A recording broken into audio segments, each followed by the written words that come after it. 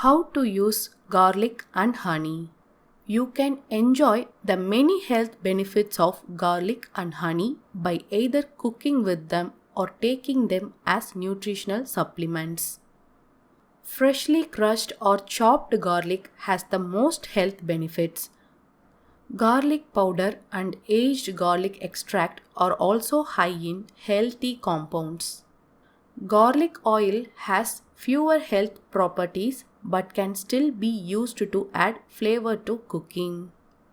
Garlic supplements usually contain garlic powder. There is no recommended dosage for fresh garlic or garlic supplements. Some clinical studies, trusted source, show that you can get health benefits from a daily dosage of 150 to 2400 milligrams of garlic powder. Raw pure honey can be used as a natural remedy for coughs, colds, and sore throats.